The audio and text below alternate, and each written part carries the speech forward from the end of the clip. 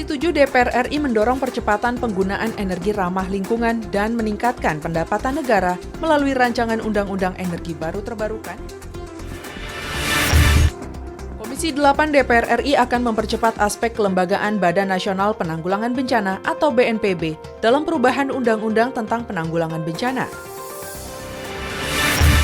Komisi 9 DPR RI mendorong Kementerian Kesehatan segera mencairkan insentif bagi tenaga kesehatan yang menangani COVID-19.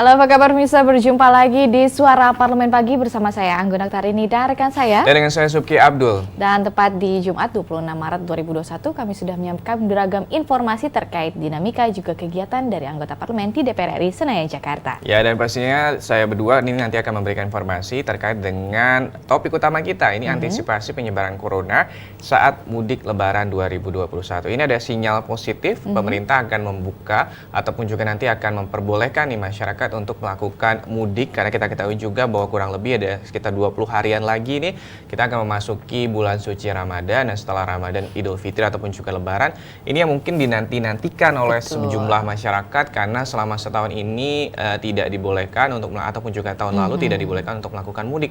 Selengkapnya nanti kita akan bahas di segmen akhir, dan sebelumnya saya akan membacakan terlebih dahulu berita pertama ini terkait dengan bagaimana rancangan Undang-Undang EBT wujudkan energi ramah lingkungan. Ini Komisi 7 DPR RI mendorong percepatan penggunaan energi ramah lingkungan dan juga meningkatkan pendapatan negara melalui rancangan Undang-Undang Energi Baru dan juga Terbarukan. Komisi 7 DPR RI menargetkan rancangan Undang-Undang EBT disahkan menjadi undang-undang di tahun 2021 ini. Kita simak terlebih dahulu informasi selengkapnya yang berikut ini. Komisi 7 DPR RI mendorong percepatan penggunaan energi ramah lingkungan dan meningkatkan pendapatan negara melalui rancangan Undang-Undang Energi Baru Terbarukan. Komisi 7 menargetkan rancangan Undang-Undang EBT disahkan menjadi undang-undang pada tahun 2021. Ditemui di gedung DPR RI Jakarta baru-baru ini, Wakil Ketua Komisi 7 DPR RI Edi Suparno mengatakan, masih ada isu strategis yang dikaji untuk masuk dalam Undang-Undang Energi Baru dan Terbarukan, yaitu tenaga nuklir. Menurutnya banyak ahli yang berpendapat tenaga nuklir merupakan energi baru dan terbarukan yang harus dikembangkan.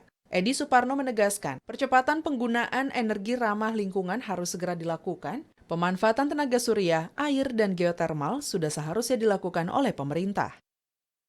Dalam undang-undang tersebut akan diatur masalah nuklir secara umum saja, ya. Nanti pengaturannya termasuk juga teknis pelaksanaan pembangunan pembangkitan nuklir, termasuk juga bagaimana kemudian pengolahan limbahnya dan lain-lain, itu nanti akan dibahas lebih lanjut lagi, dan saya kira itu nanti bisa dibahas di dalam peraturan pemerintahnya lebih lanjut. Jadi undang-undang hanya mengatur secara umum saja. Ketua Komisi 7 DPR RI Sugeng Suparwoto mengatakan, Undang-Undang EBT akan bermanfaat bagi kepentingan nasional, investasi energi ramah lingkungan akan semakin meningkat. Selain itu, penerimaan negara juga akan bertambah jika Undang-Undang EBT telah disahkan. Dirumuskan dalam Rencana Umum Energi Nasional atau RUEN, yakni kita akan energi baru terbarukan itu dalam bauran energi kita di tahun 2025 harus mencapai 23%. Kan begitu, minyak 25%, gas 22%, batu bara 30%. Hilman Hidayat dan Kris, TVR Parlemen, melaporkan. Berita selanjutnya datang dari rancangan Undang-Undang Penanggulangan Bencana akan perkuatan BNPB. Di sini Komisi 8 DPR RI akan memperkuat aspek kelembagaan Badan Nasional Penanggulangan Bencana atau BNPB dalam perubahan Undang-Undang tentang Penanggulangan Bencana seperti informasi berikut ini. Komisi 8 DPR RI akan mempercepat aspek kelembagaan Badan Nasional Penanggulangan Bencana atau BNPB dalam perubahan Undang-Undang tentang Penanggulangan Bencana. Ditemui saat kunjungan kerja spesifik ke Pondok Pesantren Nurul Fikri di Kabupaten Serang, Provinsi Banten, anggota Komisi 8 DPR RI Bukhori mengatakan, Komisi 8 akan memperkuat kelembagaan BNPB melalui pembahasan perubahan Undang-Undang Nomor 24 Tahun 2007 tentang Penanggulangan Bencana. kita ingin memperkuat dalam rancangan undang-undang ini kelembagaan BNPB supaya BNPB ini memiliki kewenangan untuk mengkoordinasi dan juga memiliki kewenangan komando serta operasi. Itu betul-betul bisa meletakkan khususnya daerah ini lembaga apa menangani apa. Dan itu belum terformulasi dari Undang-Undang 24 2007 yang ada. Bukhori menambahkan, penguatan dari sisi anggaran merupakan hal yang paling penting. Terlebih selama ini, anggaran untuk penanggulangan di daerah hampir tidak ada. Bukhori mengusulkan agar paling tidak 2% dari APBD daerah bisa dialokasikan untuk penanganan bencana, agar lebih siap dalam mitigasi dan penanggulangan bencana. Anggaran bagi BNPB, khususnya BPBD yang ada di daerah, nyaris tidak ada. Dan bahkan personelnya juga merupakan personel-personel yang sifatnya bukan personel andalan atau personel yang sudah dilatih tapi tiba-tiba didistribusikan kepada kelembagaan yang lain. Ini juga akan menjadi timpang. Dari Provinsi Banten, Dodi Muharam, TVR Parlemen, melaporkan. Ya pemirsa, dari Komisi 8 kita beralih ke Komisi 9 DPR RI yang dorong percepatan realisasi insentif untuk para tenaga kesehatan. Komisi 9 DPR RI mendorong Kementerian Kesehatan segera mencairkan insentif bagi para tenaga kesehatan yang menangani COVID-19.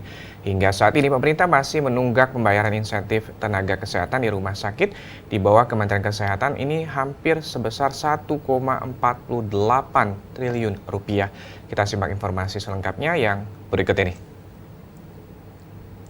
Komisi 9 DPR RI mendorong Kementerian Kesehatan segera mencairkan insentif bagi tenaga kesehatan yang menangani COVID-19. Hingga saat ini, pemerintah masih menunggak pembayaran insentif nakes di rumah sakit di bawah Kemenkes sebesar 1,48 triliun rupiah. Ditemui saat rapat dengar pendapat dengan Kementerian Kesehatan baru-baru ini, Wakil Ketua Komisi 9 DPR RI, Emmanuel Melkiades Lakalena, menuturkan total realisasi insentif dan santunan kematian bagi nakes tahun 2020 di tingkat pusat mencapai 99,96%. Dari total pagu 4,714 triliun rupiah. Pembayaran insentif sebagian besar diberikan kepada tenaga perawat dengan porsi 54,32%. Ya, tentu kami mendorong agar insentif tenaga kesehatan itu kita berikan kepada tenaga kesehatan sesuai dengan profesinya agar mereka bisa mendapatkan haknya itu dalam pembayaran yang bersifat rutin setiap bulan teratur.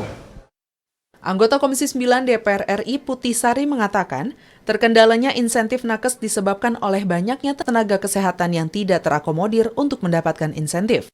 Selain itu, menurutnya pemerintah juga perlu memperbaiki mekanisme keuangan untuk merealisasikan insentif tersebut. Kelompok-kelompok tenaga kesehatan yang masih terkendala terkait dengan pencairan insentif di beberapa daerah.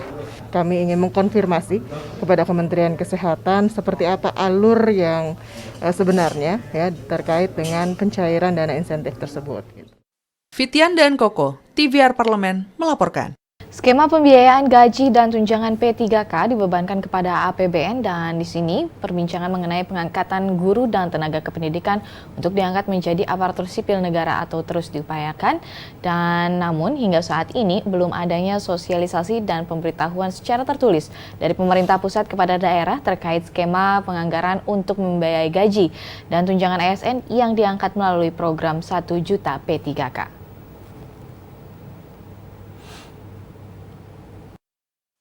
Wakil Ketua Komisi 10 DPR RI Agustina Wilujeng meminta Peraturan Presiden Nomor 98 Tahun 2020 tentang gaji dan tunjangan P3K untuk direvisi. Hal tersebut yang menjadi permasalahan pengangkatan guru tenaga kependidikan menjadi ASN karena daerah tidak memiliki kesanggupan untuk membiayai gaji dan tunjangan ASN yang diangkat melalui program 1 juta P3K.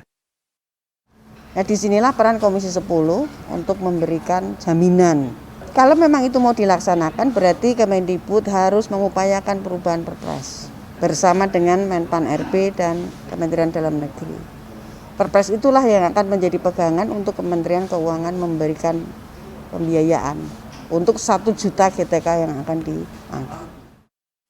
Anggota Komisi 10 DPR RI Purnama Sidi mendorong pemerintah untuk segera mengangkat tenaga honorer terutama guru tenaga kependidikan, untuk menjadi ASN. Namun dengan skema pembiayaan gaji dan tunjangan dibebankan sepenuhnya kepada pusat melalui APBN. Informasi yang mereka dapat baik dari Kementerian Keuangan, Kementerian Dalam Negeri, maupun juga dari Kementerian Pendidikan dan Kebudayaan masih bersifat verbal, belum bersifat surat. Apakah itu surat keputusan atau kemudian apapun lah, itu mereka belum mendapatkan regulasi yang tertulis. Hingga saat ini, pemerintah daerah belum melakukan pengusulan formasi pengangkatan P3K untuk tahun 2021. Hal itu dikarenakan belum adanya kejelasan dan penegasan terkait pembiayaan gaji dan tunjangan dari pemerintah pusat. Andri, TVR Parlemen, melaporkan. Ini informasi selanjutnya datang dari Komisi 6 DPR RI terkait dengan rancangan Undang-Undang Kemitraan Ekonomi Indonesia dengan EFTA perkuat ekspor. Komisi 6 DPR RI bersama dengan pemerintah menyetujui rancangan Undang-Undang ACPA atau ini EFTA tentang Perjanjian Kemitraan Ekonomi Komprehensif Indonesia dengan Asosiasi Perdagangan Bebas Eropa sebagai kebijakan strategis dalam memperkuat sektor perdagangan. Kita simak informasi selengkapnya yang berikut ini. Komisi 6 DPR RI bersama pemerintah menyetujui rancangan Undang-Undang AISEPA tentang Perjanjian Kemitraan Ekonomi Komprehensif Indonesia dengan Asosiasi Perdagangan Bebas Eropa sebagai kebijakan strategis dalam memperkuat sektor perdagangan. Ditemui usai rapat kerja dengan Menteri Perdagangan, Kementerian Hukum dan HAM, dan Kementerian Luar Negeri di Gedung DPR RI Jakarta, Wakil Ketua Komisi 6 DPR RI Gede Sumarjaya Linggih mengatakan, Undang-Undang AISEPA mempunyai peranan penting dalam memperkuat ekspor produk Indonesia ke negara Eropa, terutama membuka jalur perdagangan minyak kelapa sawit atau CPO yang pernah diembargo. Ekspor kita yang terbesar ke Eropa itu adalah minyak kelapa sawit. Kita di-ban di sana, dan sekarang dengan perjanjian ini, saya kemarin ketemu dengan dubesnya, mereka sudah siap untuk menerima minyak sawit kita, dan mereka akan mencoba untuk nanti menyampaikan ke dalam sidang-sidang EU, European Union, untuk mereka sampaikan bahwa kita telah mempunyai juga aturan di mana kita menjaga lingkungan. Gede Sumarjaya menegaskan, pengolahan kelapa sawit di Indonesia memiliki aturan sertifikasi lahan dalam menjaga lingkungan hidup. Untuk itu, Komisi 6 DPR akan terus berupaya memperkuat sektor ekspor dan meningkatkan kesejahteraan para petani sawit. Kita mempunyai juga aturan di mana kelapa sawit yang bersertifikasi sustainable, sehingga mereka dengan begitu mereka akan menerima bahwa ini tidak merusak lingkungan, karena di Indonesia juga mempunyai aturan untuk petani kelapa sawit untuk tidak melanggar aturan lingkungan hidup. Ajib dan Kristio, TVR Parlemen, melaporkan.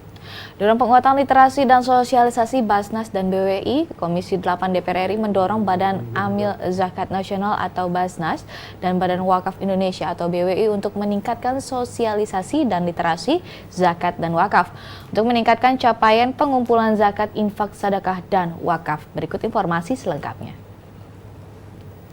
Komisi 8 DPR RI mendorong Badan Amil Zakat Nasional atau Basnas dan Badan Wakaf Indonesia atau BWI untuk meningkatkan sosialisasi dan literasi zakat dan wakaf untuk meningkatkan capaian pengumpulan zakat, infak, sodakoh, dan wakaf. Ditemui usai rapat dengar pendapat Komisi 8 DPR RI dengan Basnas dan Badan Wakaf Indonesia, anggota Komisi 8 DPR RI Ina Amania menilai, sosialisasi literasi yang dilakukan oleh Basnas dan BWI masih kurang optimal, sehingga perlu dukungan penambahan anggaran. Menurut Ina Amania, Basnas dan BWI perlu melakukan sinkronisasi literasi serta berkoordinasi dan sinergitas dengan berbagai pihak dalam mengelola zakat dan wakaf secara profesional dan transparan. Tentunya mungkin ada anggaran yang harus kita upayakan untuk dinaikkan. Karena kalau sekelas nasional hanya 8 miliar, itu capaiannya tidak maksimum. Sementara itu, anggota Komisi 8 DPR RI Muhammad Fauzi mengatakan, sebagai representasi umat Islam, Badan Zakat dan Wakaf Indonesia harus diperkuat baik dari segi anggaran maupun koordinasi dengan semua pihak. Muhammad Fauzi juga menyarankan agar pengumpulan zakat dan wakaf dalam pengelolaannya tidak hanya untuk perorangan, namun kepada korporasi baik pusat maupun daerah. Mulai dari pemerintah, masyarakat, dan pihak-pihak terkait, nggak harus di forum, tapi sosialisasi misalkan. Karena segala sesuatu kan tergantung persepsi gitu. Kalau persepsi kita bagus, pasti perlakuan kita juga bagus. Nah, karena persepsi kita ini mungkin dianggap ini belum menjadi sebuah prioritas, jadi persepsinya seperti sekarang ini. Mario Hasiholan dan Dodi, TVR Parlemen, melaporkan.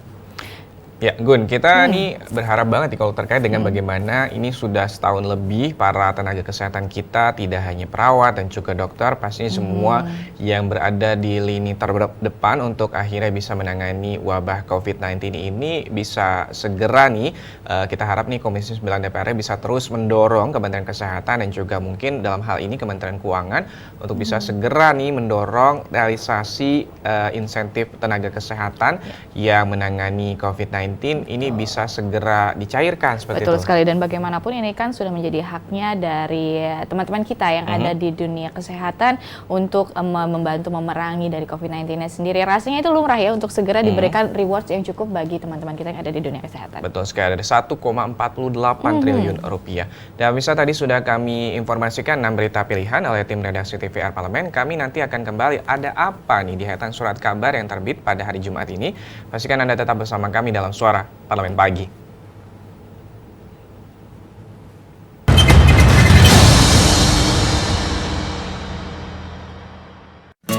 Indonesia siap memasuki tatanan hidup baru di tengah pandemi corona.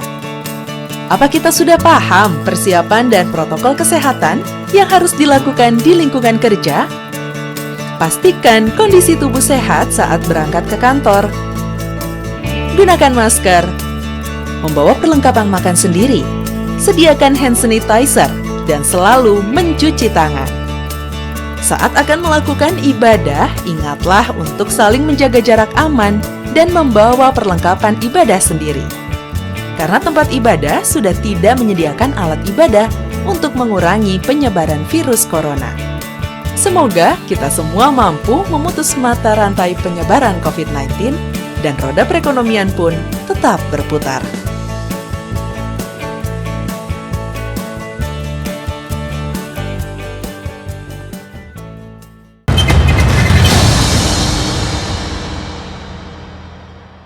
Ya pemirsa, kembali lagi di Suara Parlemen dan di tangan saya sudah ada harian Kompas. Ada beberapa headline yang mungkin kita menarik untuk dibahas. Di antaranya itu Bulog butuh jaminan penyaluran, berharap sejahtera di lumbung ikan, dan lain sebagainya. Kita akan bahas lebih dalam di headline surat kabar.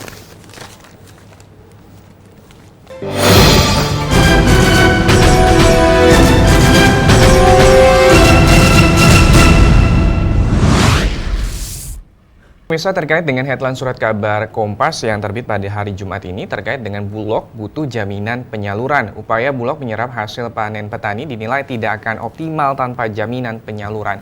Fungsi stabilisasi harga melemah seiring berkurangnya penyerapan dan juga penyaluran. Penyerapan beras oleh Perum Bulog belum bisa diandalkan untuk menyelamatkan harga gabah di tingkat para petani pada panen raya pertama tahun 2021.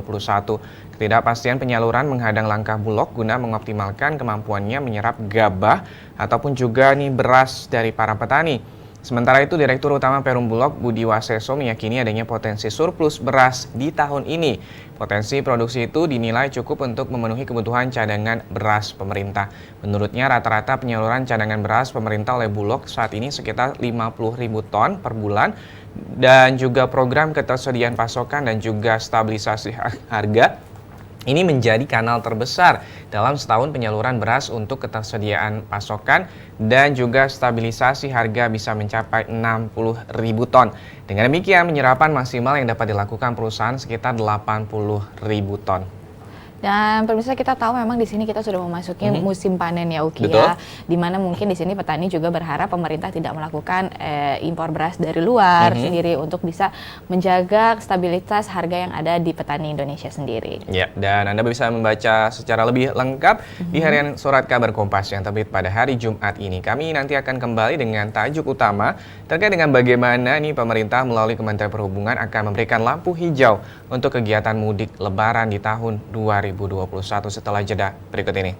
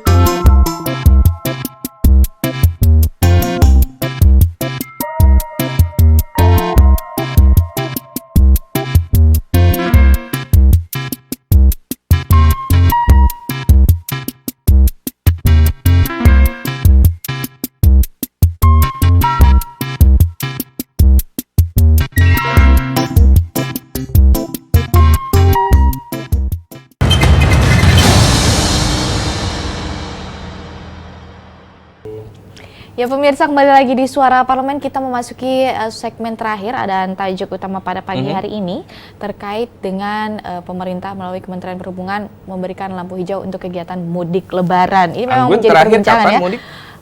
Sebelum COVID terjadi, jadi memang masih sempat, tapi sungguh disayangkan ini keluarga sudah banyak yang ingin kembali dan mungkin masyarakat juga banyak yang ingin kembali ke kampung halamannya. Betul sekali, ini kegiatan mudik Lebaran ini biasanya menjadi ajang tradisi tahunan nih untuk pada sebagian besar masyarakat. Kita ketahui banyak sekali mungkin yang sudah merantau ke sejumlah daerah dan ini momen Lebaran akan menjadi salah satu momen berkumpul untuk ataupun juga keluarga yang mungkin jarang selama setahun belakangan ini akan bisa bertemu di momen Lebaran ataupun juga mudik Lebaran. Nah, ini pemirsa dan juga ini kabar baik. Tapi kita juga masih menunggu nanti konfirmasi dan juga kabar terkait dengan informasi bahwa Kementerian Perhubungan akan memberikan lampu hijau nih untuk kegiatan mudik Lebaran 2021 pastinya dengan sejumlah persyaratan tertentu. Tapi sebelumnya kita akan saksikan terlebih dahulu tajuknya yang berikut ini.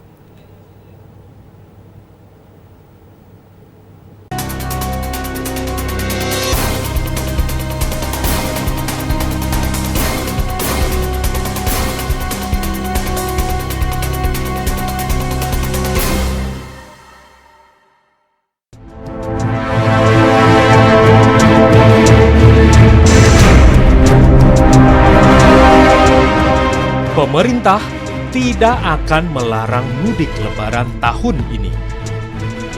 Pernyataan Menteri Perhubungan yang menyatakan bahwa pemerintah tidak akan melarang mudik Lebaran tahun ini tentu mengembirakan bagi para pemudik. Namun, jangan sampai justru ketika saat mendekati Lebaran, pernyataannya berubah lagi. Untuk itu, pemerintah harus melibatkan para ahli untuk membahas secara matang dan bijak mengenai aktivitas mudik Lebaran tahun ini. Dengan mempertimbangkan seluruh dampak yang akan terjadi terhadap upaya penanganan COVID-19. Hal ini dikarenakan masih selalu terjadi kenaikan kasus COVID-19 setiap masa libur panjang akibat mobilitas masyarakat yang tinggi dan pemerintah pun telah menetapkan penghapusan cuti bersama. Sehingga bila pemerintah memutuskan akan memperbolehkan mudik Lebaran, tentu kebijakan penghapusan libur panjang tidak akan efektif untuk menekan pertumbuhan kasus baru.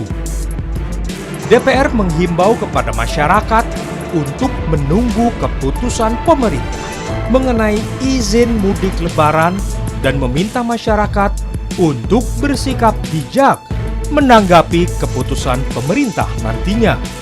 Sebab meskipun vaksinasi saat ini tengah digencarkan pemerintah, namun potensi penularan COVID-19 masih tetap tinggi.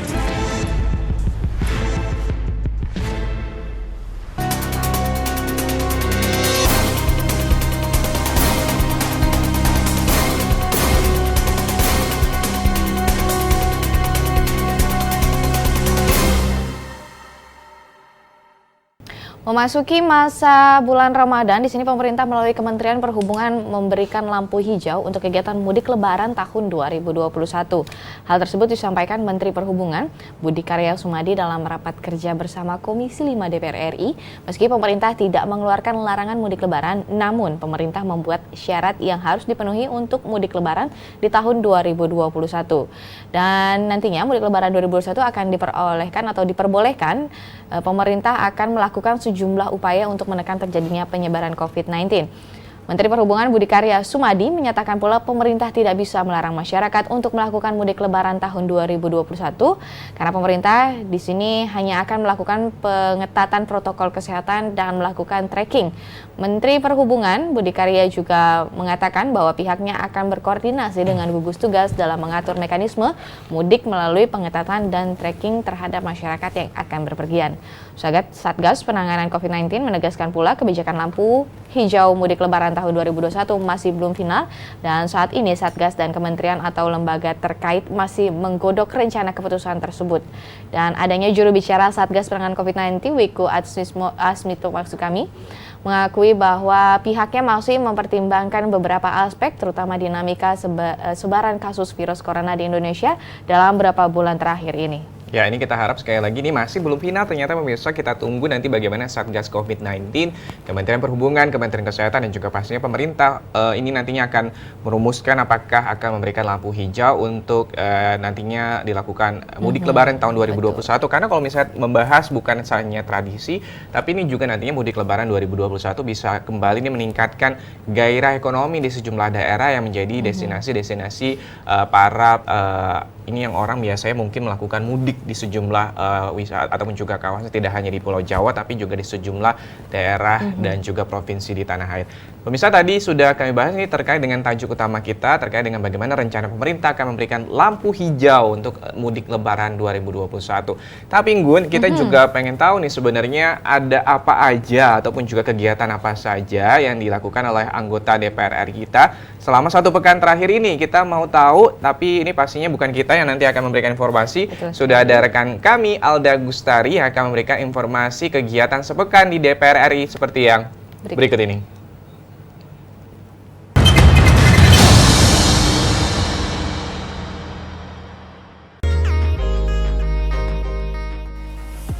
Hai, selamat pagi.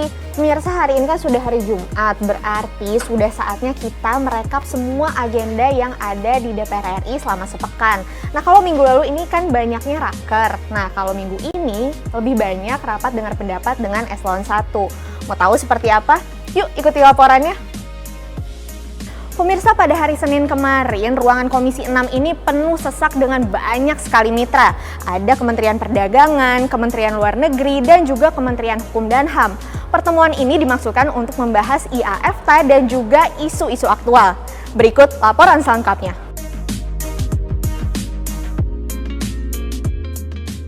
Dalam agenda itu, Komisi 6 DPR RI berharap agar perjanjian ini dapat meningkatkan lapangan kerja di Indonesia, meningkatkan kesejahteraan ekonomi bagi kedua belah pihak, dan akses untuk penanaman moda di Indonesia pun diharapkan semakin meluas. Ada hal lain yang menarik nih pemirsa. Ketika anggota Komisi 6 DPR RI menyinggung tentang kisru impor beras, Menteri Perdagangan Muhammad Lutfi sempat memberikan statement sensasional.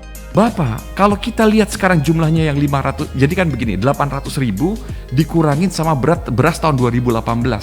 Kalau beras 2018 itu antara 270 sampai 300 ribu, artinya Bulog hari ini bisa cadangannya di bawah 500 ribu.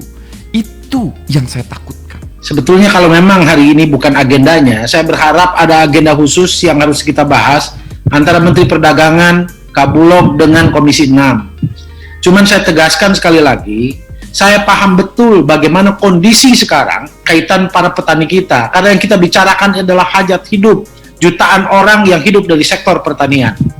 Ini menjadi catatan. Karena jujur saja, saya mendengar Kabulog berbeda, Menteri Perdagangan berbeda, Menteri Pertanian berbeda. Statement yang berbeda-beda itulah sebetulnya mengindikasikan bahwa tidak ada sinkronisme, koordinasi antar lembaga kementerian untuk menyelesaikan persoalan-persoalan berkaitan dengan kedaulatan pangan kita. Sudah, kita nggak usah memperlebar daripada diskusinya. Saya janji tidak ada impor ketika panen raya. Selesai. Mantap. Sebelum pertemuan diakhiri, seluruh fraksi pun sepakat untuk membawa RUU Kemitraan Ekonomi Kreatif ke tingkat 2, yaitu ke paripurna.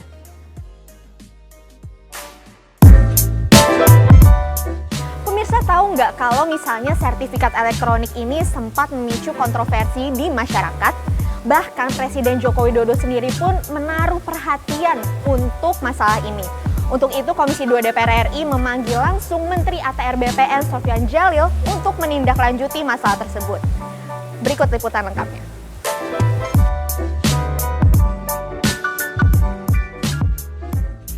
Dalam rapat tersebut, Komisi 2 DPR RI menyoroti banyaknya kritik yang dilontarkan oleh masyarakat mengenai penerapan sertifikat elektronik, sekaligus mengenai kasus-kasus sengketa tanah. Hasilnya, Komisi 2 dan Kementerian ATR BPN pun sepakat untuk menunda pemberlakuan Peraturan Menteri ATR BPN Nomor 1 Tahun 2021 tentang sertifikat elektronik. Selain itu, Komisi 2 DPR RI pun akan membuat panja atau panitia kerja khusus untuk mafia pertanahan demi mencegah adanya sengketa tanah. Pemirsa jangan kemana-mana, karena masih ada banyak agenda yang akan kami ulas. Untuk itu tetap di Suara Parlemen Pagi.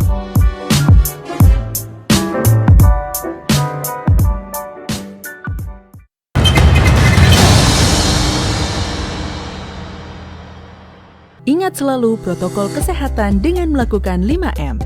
Memakai masker, mencuci tangan pakai sabun,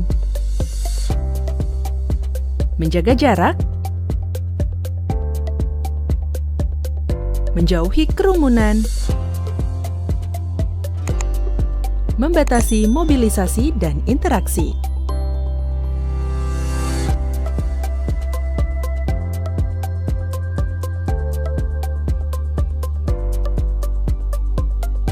Dipersembahkan oleh Biro Pemberitaan Parlemen, Sekretariat Jenderal DPR RI.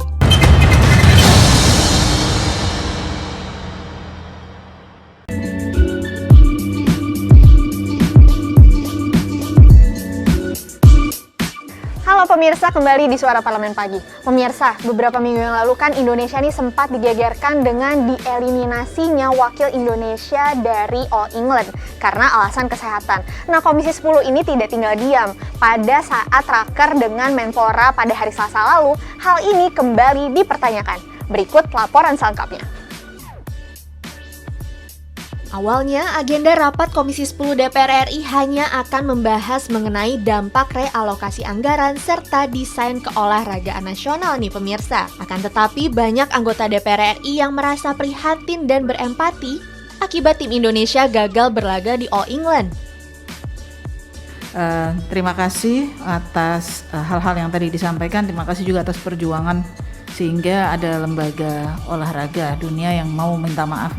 Jarang-jarang, biasanya belum tentu mau minta maaf, tapi alhamdulillah setelah perlakuan yang tidak baik tentunya jadi membuat mereka harusnya juga memperbaiki kesalahan. Protes negara, tapi saya minta langsung kita harus melakukan gugatan. Karena ini masalahnya adalah perjuangan anak-anak kita, tim kita yang sudah sekian lama, uang yang sudah dikeluarkan. Ya apalagi kan Ketua PBSI ini BPK, jadi anggaran harus jelas. Ini Bauri dan Baki, saya lupa yang mana, itu bisa dipakai untuk melakukan tuntutan atau gugatan arbitrase internasional. Paling tidak itu ada effort dari kita untuk melakukan itu. Sehingga Menpora Zainuddin Amali pun menjelaskan bahwa memang ada beberapa kejanggalan terkait hal tersebut. Dalam rapat tersebut, Komisi 10 dan pemerintah sepakat untuk melakukan evaluasi sebelum tim nasional Indonesia mengikuti seluruh kompetisi di level internasional agar kejadian tim bulu tangkis tidak terulang.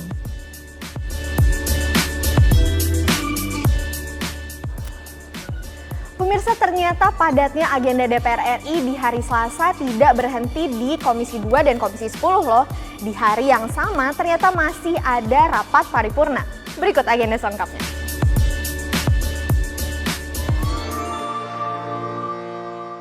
Agenda pertama dalam rapat paripurna ke-15 masa sidang keempat tahun 2020-2021 ialah laporan Badan Legislasi DPR RI mengenai penetapan prolegnas RUU prioritas tahun 2021 dan dilanjutkan dengan pengambilan keputusan.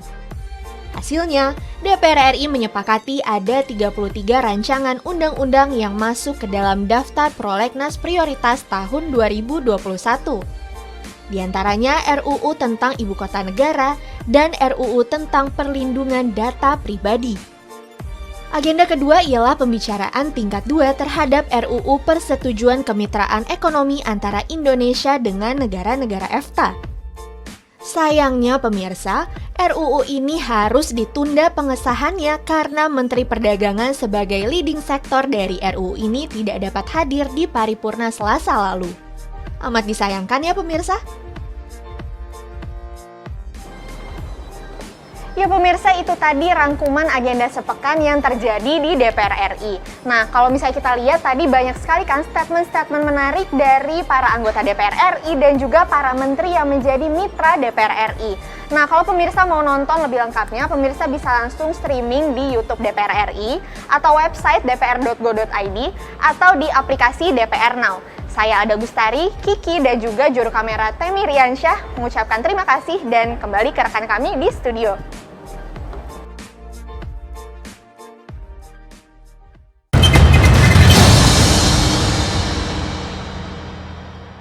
Ya pemirsa, tadi kita sudah saksikan rekan kita Alda untuk satu pekan kegiatan yang ada di dalam parlemen DPR RI Senayan Jakarta ini. Tapi sempat seru juga itu jadi pembahasan di Komisi 6 terkait dengan Menteri Perdagangan yang akhirnya dibawa ke tingkat 2 tapi sayangnya harus ditunda. Memang ini menjadi mungkin aturan khusus dari parlemen sendiri bahwa menteri harus hadir dalam pengesahan. Ya, ini juga terkait tadi bagaimana di Komisi 6 ini terkait akhirnya Menteri Perdagangan ini berjanji tidak akan melakukan impor beras pada saat panen raya. Tadi juga tidak hanya Komisi 6, tapi juga ada informasi dari Komisi 10 DPR RI ini terkait dengan alokasi anggaran, tapi juga membahas terkait dengan bagaimana nih kecewanya puluhan juta para pecinta bulu tangkis terkait dengan bagaimana tim Indonesia nih harus mengundurkan diri dari turnamen All England 2021, dan ini juga tadi Bapak Dede Yusuf berharap nantinya Kementerian Pemuda dan juga Olahraga akan membawa masalah tersebut ke Badan Arbitrase